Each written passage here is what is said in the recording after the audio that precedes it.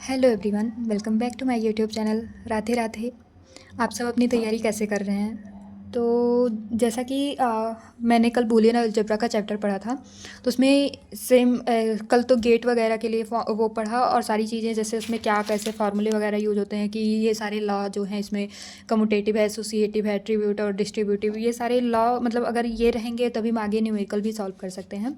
तो इस पर बेस्ड न्यूमेरिकल क्वेश्चन में पूछे जाते हैं कि जैसे हमें दे दिया गया कैनोनिकल फॉर्म का और max term min term find करने के लिए एसओपी पीओएस, मतलब ये सारी चीज़ें वो करने के लिए, तो इसके आप क्वेश्चन प्रैक्टिस करिए। मैंने भी आज इसमें करके देखा कि ये सारी चीज़ों का इसके वो नोट्स बनाए, और जिन चीज़ों पे लगता था कि हाँ एक दो न्यूमेरिकल ऐसे सॉल्व करके इसमें रख लिए कि ये रिवीजन के लिए मेरे लिए आसानी पड़े, तो आप भी गो थ्रू करते रहिए। जैसे न्यूमेरिकल पार्ट क्या होता है कि हम अभी तो देख लेते हैं तो हमें ये चीज़ें आती रहती है। जैसे मैं अपना अगर कहूँ तो मैं नंबर सिस्टम अगर पढ़ ले रही हूँ कि अभी मैं उसके क्वेश्चन लगाऊंगी तो प्रॉपर सॉल्व हो जाता है, बट अगर कुछ टाइम बाद वही चीज़ करती हूँ तो वो चीज़ें नहीं उतनी अच्छे से नहीं मैनेज हो पाती। तो इसके लिए सबसे बेटर वे यही है कि हम अगर अभी पढ़ ले रहे हैं, जैसे इस चीज़ को अभी ये टॉपिक कंप्लीट कर ले रहे हैं, तो अगले 2 हफ्ते बाद मतलब फिर से हम एक हफ्ते बाद एक बार से हम अपने नोट्स को गो थ्रू कर लें, तो हमारे उससे चीज़ें ये ख़त्म नहीं होंगी, तो हम अच्छे से कर सकते हैं। तो आज के टॉपिक में मेरा यही था कि एसओपी पीओएस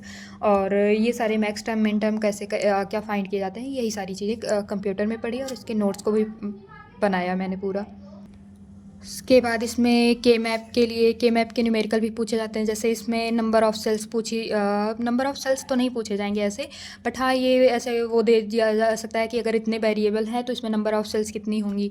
तो इस चीज़ के लिए हमारे पास फार्मूला होता है 2n। अगर इसमें जैसे ABC 3 वेरिएबल्स दिए हुए हैं तो इसमें नंबर ऑफ़ सेल्स 2 की पावर 3, तो ये 8 सेल्स हो जाएंगी। और 8 सेल्स की नंबरिंग कैसे होती है, जैसे इसमें है ये है 8 सेल का हमारा, तो 0 यहाँ पे 1 2 3, मतलब ये थोड़ा ऑर्डर इसका चेंज रहता है। जैसे 0 1 आया तो यहाँ सीक्वेंस चेंज होता है कि 3 2 4 5, ये 7 6। उसके बाद जब ये 16 वाला, इसमें क्या होता है कि 0 1 3 2, फिर 4 5 7 6 12 13 15 14 एंड 8 9 10 11 10। तो इस तरीके से बनता है, जिसके बेसिस पे हम जो है जो हमें न्यूमेरिकल दिए गए होते हैं हम यहाँ पे पुट करके उसका जो फॉर्म आराम से निकाल सकते हैं कि बुलियन एक्सप्रेशन उसका फाइंड कर सकते हैं इसके फिर। और डोंट केयर कंडीशन के लिए भी जैसे इस पे बेस पे, वैसे इस पे बेस न्यूमेरिकल पूछा जाना मतलब काइंड ऑफ हो सकता है, बट बहुत सियोरिटी नहीं है, इस पे इतना इंपॉर्टेंट नहीं लगता। बट के मैप तो हमें बहुत अच्छे से कि एकदम अच्छे से तैयार होना चाहिए ये। जीके में मैंने भारतीय अर्थव्यवस्था में ही कंटिन्यू किया। ये मेरा चैप्टर जो है कल कंप्लीट होगा भारतीय अर्थव्यवस्था का। तो इसमें जो मैंने अगला पॉइंट पढ़ा कि वाइट कॉलर में कौन कौन से लोग आते हैं। जैसे जो ऑफिस में बैठ के काम करते हैं, लाइक वो मेंटली जो काम करते हैं लॉजिक लगा के, जैसे इंजीनियर हो गए, डॉक्टर हो गए और एडवोकेट हो गए, तो वो क्या है, वो वाइट कॉलर में आते हैं।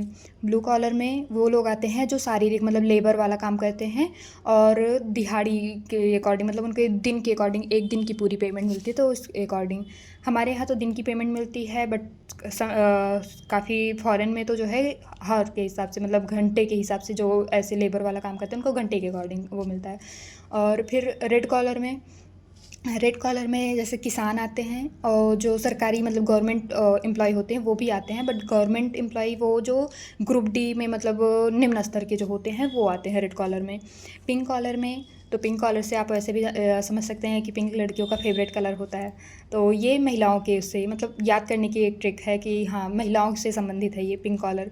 और फिर ग्रीन कॉलर, तो ग्रीनरी से आप समझ सकते हैं कि ये इन्वायरमेंट पे बेस्ड है, जो पर्यावरण की स्थिरता और संरक्षण से संबंधित है।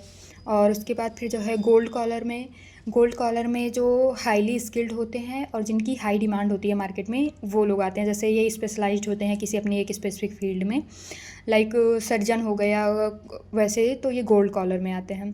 ग्रे कॉलर में वो लोग होते हैं कि जो रिटायर्ड पर्सन है वो फिर से एम्प्लॉयमेंट में आते हैं, लाइक जैसे आर्मी के मैन हो गए तो वो रिटायर्ड के बाद भी एक्स सर्विस मैन मतलब दूसरी जॉब में आते हैं, तो वो ग्रे कॉलर में आते हैं। ऐसे ही कि पूंजीवादी अर्थव्यवस्था क्या होती है, समाजवादी अर्थव्यवस्था, मिश्रित अर्थव्यवस्था हमारी उसमें इंडिया में हमारी मतलब इंडिया जो है एक विकासशील देश है, तो इसमें जो है मिश्रित अर्थव्यवस्था लाई गई है। तो पूंजीवाद में जो होता है कि वो एक मतलब निजी क्षेत्र का वो है, और जबकि समाजवाद में क्या है कि गवर्नमेंट इसका वो देखती है कि इसके लिए।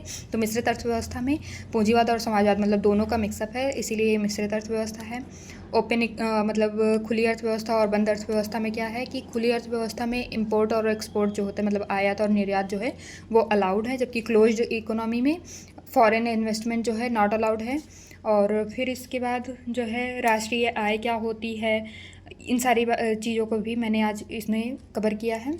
तो और उसके बाद फिर रीजनिंग में मैं अभी मतलब इस पूरे वीक का मेरा वही टारगेट है कि मैं सबसे ज़्यादा उस पर, क्योंकि टाइम अभी तो वीकेंड पे ज़्यादा टाइम दे मिलता है इसमें, और इसके लिए फिर मैं रैंकिंग एंड ऑर्डर का ही पूरा वो लगा रही कि उसमें क्वेश्चंस मेरे बन जाएँ, ताकि जो मैं गलत कर रही या जो पॉइंट, तो उसमें क्वेश्चन जैसे एक दिन में अगर 10-10 लगा रही तो थोड़ा ऐसे वो ट्राई करके कि हाँ उतना होता रहे। तो रीजनिंग में उतना है। आप भी अपनी प्रैक्टिस को बनाए रखिए। Stay tuned. Thanks for watching.